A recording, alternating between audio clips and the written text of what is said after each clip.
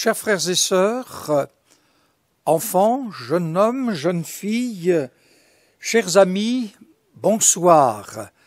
Vous êtes sur YouTube ADD Nantes et vous pouvez vous rendre sur YouTube ADD Nantes, enfants et ados, et avec le caméraman Stéphane. C'est une joie de nous retrouver ensemble et comme je vous l'ai annoncé aussi dimanche, nos lieux de culte vont reprendre le dimanche 31 mai à 9h45 et aussi à 16h. Donc deux cultes d'adoration. Vu notre lieu de culte regroupe près de 500 chaises, mais vu les sanitaires, nous allons en effet ne pouvoir recevoir que 150 personnes, y compris les enfants, à chaque culte. Nous vous recommandons de vous inscrire le plus rapidement possible à www.addnantes.com. Nous ne pourrons point aller plus que les 150, y compris les enfants. Ne tardez pas à le faire, c'est ouvert le site. Vous pouvez donc vous inscrire et vous recevrez une confirmation. Et nous comptons sur la grâce, sur la bénédiction de Dieu. Toutes les règles sanitaires sont prêtes. Nous sommes prêts pour vous accueillir. Nous avons parlé pendant toute cette période du confinement, là où il y avait cette grosse tempête. Nous nous sommes encouragés avec la parole de Dieu. Et puis, il y a eu le déconfinement, nous nous sommes encore encouragés. Et maintenant que nous allons reprendre nos cultes d'adoration et puis la réunion de prière le mardi soir à 19h30 et puis le jeudi à 15h la réunion d'évangélisation, là, pas besoin de s'inscrire. Donc, nous allons parler pendant toute une semaine sur l'engagement, sur le service de Dieu, celui que Dieu utilise et qui veut être utilisé par le Seigneur. Nous verrons aussi que c'est Dieu qui fait son choix, c'est Dieu qui nous adresse son appel, qui forme ses serviteurs, qui les envoie, qui les établit dans leur service. Je veux croire qu'au travers de cette semaine, le Seigneur va fortifier son Église, hommes et femmes, jeunes gens et jeunes filles, enfants, ados. Nous allons pouvoir sonder la parole de Dieu et nous renouveler, mettre en action tout ce que le Seigneur aura pu nous diriger par son esprit dans cette période. Sans plus tarder, nous allons ouvrir la Bible dans l'Évangile de Luc au chapitre 1er et à partir du verset 1er. Plusieurs ayant entrepris de composer un récit des événements qui se sont accomplis parmi nous, suivant ce que nous ont transmis ceux qui ont été des témoins oculaires dès le commencement et sont devenus des ministres de la parole. Il m'a aussi semblé bon, après avoir fait des recherches exactes sur toutes ces choses depuis leur origine, de te les exposer par écrit d'une manière suivie, excellent Théophile, afin que tu reconnaisses la certitude des enseignements que tu as reçus. Ce que nous allons retenir, c'est le verset 2e où il est fait mention des ministres de la parole. Et une version, la version Colombe, dit serviteurs de la parole. Et puis, dans le livre des Actes des Apôtres, au chapitre 6e, verset 4e, il est fait mention au ministère de la parole et la version Colombe dit le service de la parole. L'homme de Dieu est un serviteur de la parole, au service de la parole. Et il doit servir la parole de Dieu, non point se servir de la parole pour essayer de prouver ce qui nous convient. Celui que Dieu utilise et qui veut être utilisé doit savoir ce que Dieu attend de lui. Moïse savait ce que Dieu voulait qu'il accomplisse. Et le Seigneur enseigne non seulement ce que nous devons faire et ce que nous devons être, mais comment nous devons faire et ce que Dieu veut que nous soyons. Donc soyons à l'écoute de notre Seigneur Jésus-Christ, soyons à l'écoute de la voix de l'Esprit de Dieu, soyons à l'écoute de la parole de Dieu. L'apôtre Paul dit à Tite au chapitre 1er, verset 9e, cela confirme des anciens, il dit « attaché à la vraie parole », attaché, un attachement à la vraie parole telle qu'elle a été enseignée. L'apôtre Paul dit dans sa première épître de Timothée, chapitre 3e, verset 2e, propre à l'enseignement.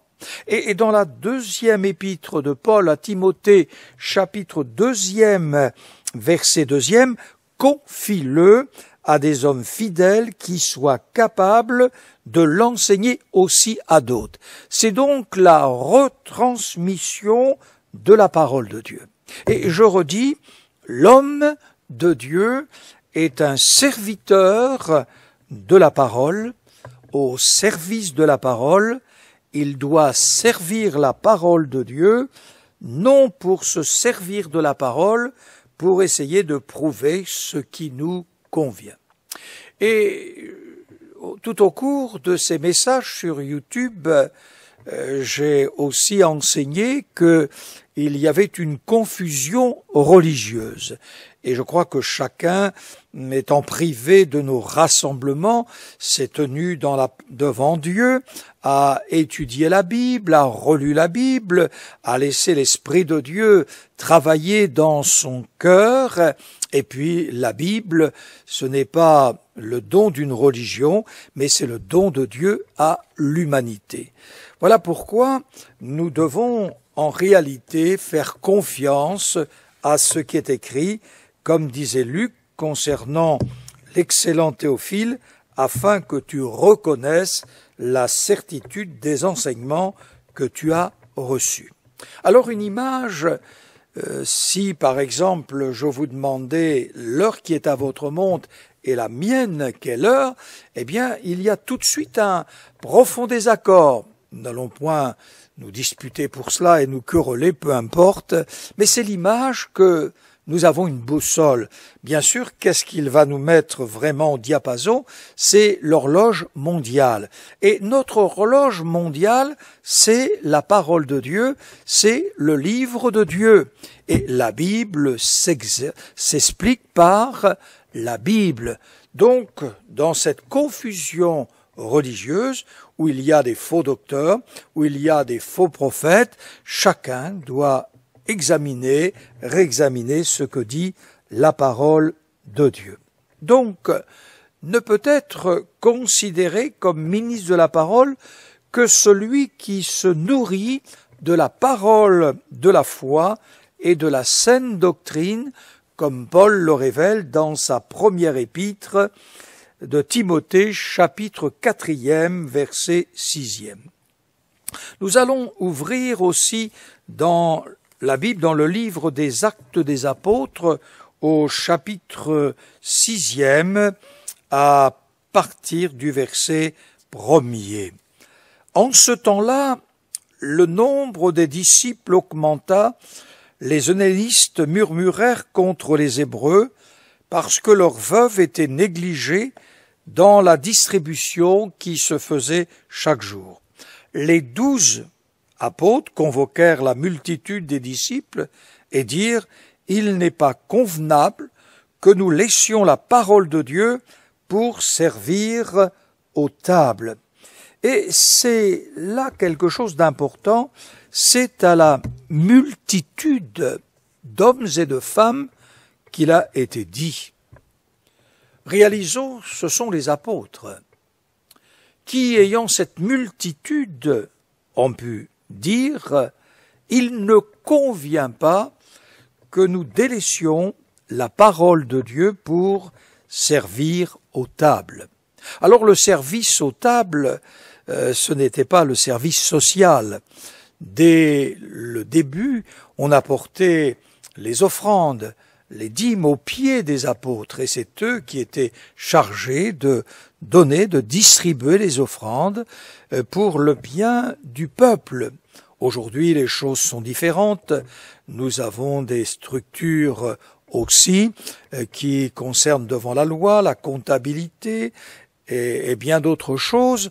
Donc, les choses étaient là. Et devant tout ce travail qu'il y avait à faire, les apôtres ont réalisé qu'en réalité, il y avait un danger. Le danger, c'était celui de délaisser la parole de Dieu pour continuer à distribuer l'argent. Et pour nous, nous persévérons dans la prière et dans le service de la parole.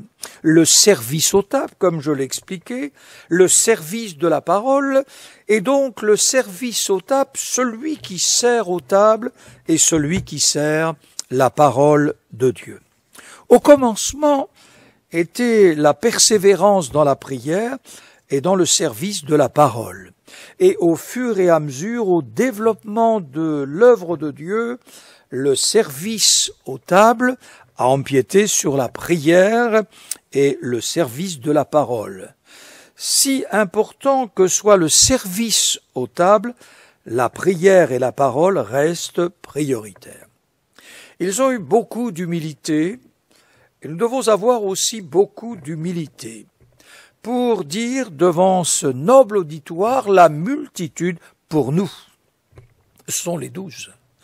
Le temps passé aux choses spirituelles, pour nous, le temps passé aux choses matérielles, pour nous, apôtres, il y a un danger spirituel.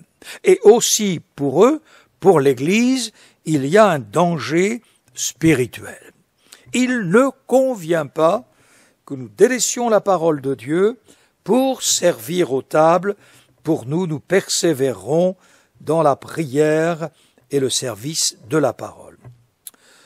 Nous avons lu dans notre lecture des Actes aux Apôtres, chapitre 6e, verset 1er, en ces jours-là, comme le nombre des disciples se multipliait, les eunélistes murmuraient contre les Hébreux parce que leurs veuves étaient négligées dans le service quotidien. Si les disciples se multipliaient, les murmures aussi augmentaient. Alors, il était facile de régler ce problème. Très facile pour arrêter les murmures à vue humaine. C'était d'arrêter ce service aux tables. Et on n'aurait plus de problème. Et là, je crois que ça aurait été encore amplifié. Mais ce fut une grande bénédiction pour l'Église et ce fut une grande bénédiction pour les apôtres. Le service aux tables, c'est un service qui devait se poursuivre. Et avec toute honnêteté spirituelle, combien d'hommes de Dieu ont dû délaisser la prière et la parole au détriment d'une multitude de choses dont d'autres frères et sœurs auraient pu prendre soin. Et cela, nous avons besoin de réfléchir. Besoin de réfléchir dans notre Église.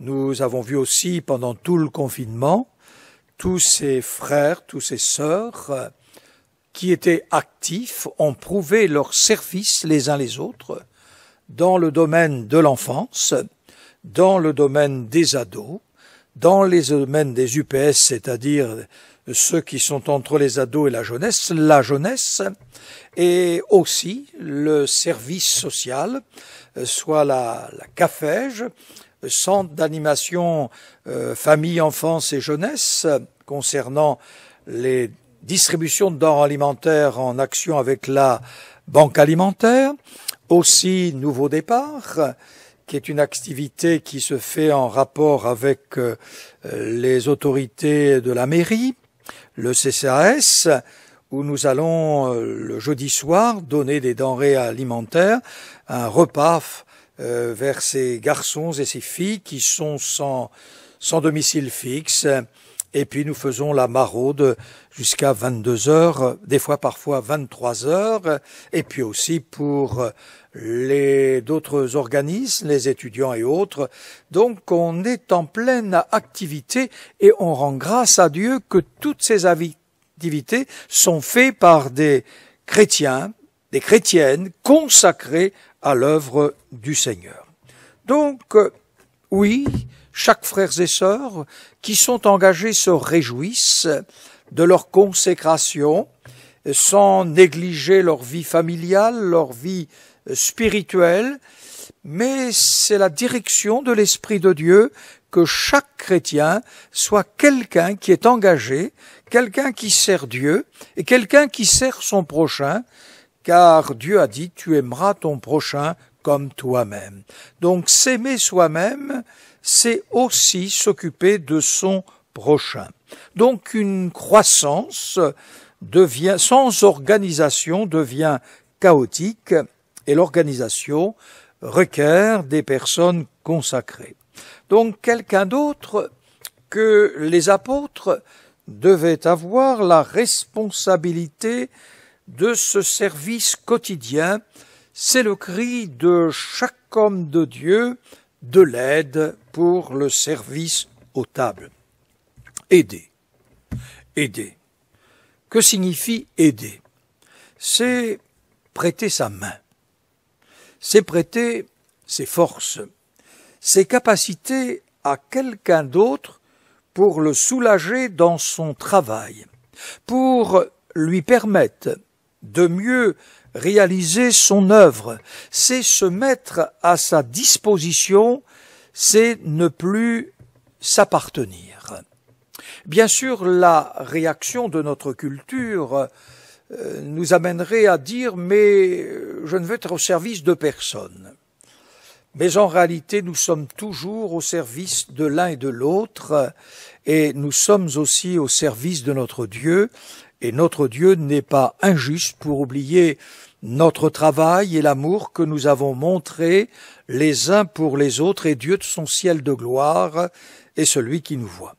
Donc, ceux qui exercent le service aux tables, comme ceux qui exercent le service de la parole, exercent un service différent, mais l'un et l'autre travaillent ensemble et servent le même Seigneur. C'est une œuvre spirituelle, c'est un service de Dieu auprès du peuple de Dieu et auprès de ceux qui ne connaissent pas le Seigneur. Dans le livre des Actes, chapitre 6e, verset 3e, c'est à la multitude des disciples qu'il a été dit « Choisissez. Choisissez parmi vous. » Ça, c'est quelque chose de très difficile, de choisir. Lorsque le Seigneur m'a appelé pour le servir, il m'a choisi, et en me choisissant, il a refusé de choisir quelqu'un d'autre. C'est sa souveraineté. Ce n'est pas la nôtre, c'est la sienne. Ne passons pas à côté de ce que Dieu nous demande de faire, mais choisir. Et choisir, c'est l'action de choisir, de faire un choix, prendre de préférence, une multitude d'hommes et de femmes, une multitude qui vont être choisis. Cet homme, c'est toujours difficile de faire un choix. Cet homme de qui l'on rende un bon témoignage, qui soit rempli d'Esprit Saint et de sagesse, et que nous chargerons de cet emploi. Oui, lorsque je regarde, les hommes et les femmes étaient remplis du Saint-Esprit, étaient oints de l'Esprit de Dieu. C'étaient des hommes et des femmes de prière. L'Église était remplie de l'Esprit de Dieu. Elle y avait ce message et le glorieux retour de Jésus. Il savait la mission, c'était remplir le monde de l'Évangile et d'amener des hommes et des femmes à la repentance et à la conversion. Choisir, c'était aussi décharger les hommes de Dieu pour charger les 7 de ce service aux tables. Et cette charge devra les amener à veiller, à garder le témoignage, à être plein d'Esprit Saint et de sagesse. Et cette responsabilité ne doit pas les amener à un relâchement dans leur vie spirituelle. Chose extraordinaire, ils ont choisi cet homme, rempli de sagesse, rempli de l'Esprit de Dieu, et tous ces murmures ont cessé. Et ce fut une très grande bénédiction, parce qu'ils ont fait farce, et puis ils se sont retrouvés avec des capacités spirituelles complémentaires, et le miracle, ou plutôt la grâce de Dieu, la sagesse de Dieu, ont pu que les apôtres ont vu que c'était une très bonne décision conçue par l'Esprit de Dieu, et qu'aussi eux, ils allaient pouvoir garder cette communion, ce service de la parole, l'étude et aussi la prière. Mais aussi, ce qui est aussi important, c'est qu'on remarque dans ce choix des 7 ce que Dieu a pu faire. Lorsque je prends par exemple Étienne, ministère formidable, où Dieu l'a dirigé ensuite, où on voit les prodiges, on voit les miracles, on voit les bénédictions. Ce fut des choses extraordinaires. Cet homme, en réalité, fut employé par Dieu, il faisait des prodiges et de grands miracles. Oui, c'était la souveraineté de Dieu, il y a eu un complément. Oui, ne négligeons jamais les petites choses. Et parce que Dieu sait combien nous pourrons grandir. C'est avec beaucoup d'humilité. Quand j'ai commencé le service, je ne vous dis pas tout ce que l'on m'a demandé de faire, et même à mes yeux, c'était très humiliant. Mais je n'ai jamais rien dit. J'ai fait ce qu'on m'a demandé de faire. Et je ne vous dirai pas à mes yeux ce qui était humiliant. Peu importe, je l'ai fait avec la grâce de Dieu, avec la bénédiction de Dieu, et Dieu a fait en sorte que j'aille plus loin. C'était l'encouragement. Que Dieu vous bénisse. Nous servons le même Seigneur. Nous servons le même Roi, la parole de Dieu. C'est pourquoi je vous engage et je vous exhorte à vous consacrer à Dieu et à être renouvelé par le Seigneur. Peut-être vous avez eu des déceptions, peut-être vous avez eu des blessures, toutes sortes de choses, mais nous lisons la parole de Dieu. Est-ce que Jésus n'a pas eu de l'opposition spirituelle? Est-ce qu'on n'a pas insulté Jésus, qu'il avait un démon, qu'il était possédé, que c'était un fou? Est-ce qu'on ne l'a pas malmené? Est-ce qu'on ne l'a pas rejeté? Est-ce qu'on ne l'a pas injurié? Il est non seulement notre sauveur, mais aussi notre modèle. Donc, quel que soit le chemin que vous avez malheureusement pu parcourir, où vous avez eu des blessures, laissez l'Esprit de Dieu vous guérir. Laissez l'Esprit de Dieu vous consoler et reprenez votre marche dans l'Église et que Dieu vous bénisse. Bonne soirée. Nous allons prier ensemble pour que vous puissiez répondre à la voix du Seigneur, à la voix de l'Esprit de Dieu. Ouvrez votre cœur. Seigneur, notre Père céleste, nous voulons te remercier parce que tu viens à notre aide dans cette sortie du déconfinement. Seigneur, tu nous permets de vivre quelque chose de fort avec toi et de pouvoir ressonder la parole de Dieu, nous replacer devant toi et faire un retour dans notre consécration, dans notre zèle. Merci pour celles et ceux qui sont engagés en grand nombre dans l'Église, qui sont engagés d'une manière visible, d'autres sont engagés d'une manière invisible, qui prient, qui louent et qui adorent le Seigneur. Mais toi, tu vois de ton ciel de gloire et tu diriges tes œuvres, tu diriges ton Église, tu diriges tes serviteurs, tes servantes, et nous te glorifions dans le nom de Jésus-Christ. Merci de bénir notre nation, le corps médical. Merci de bénir les hommes et les femmes qui sont là dans la lutte contre la mort, intervient dans leur vie. Nous te prions aussi pour les familles qui ont été endeuillées et qui le sont encore, qui pleurent parce qu'un être cher est parti. Nous te prions, Seigneur, de faire grâce. Bénis aussi les nations, Seigneur, et nous te prions pour que tu fasses du bien. Seigneur, nous nous réjouissons pour nos rassemblements dimanche. Alléluia, nous te bénissons de tout notre cœur et nos cœurs sont dans la joie de pouvoir nous retrouver pour partager la parole de Dieu et pour partager aussi le repas du Seigneur, la scène. À ton nom soit la gloire. Amen. Nous allons chanter une génération choisie.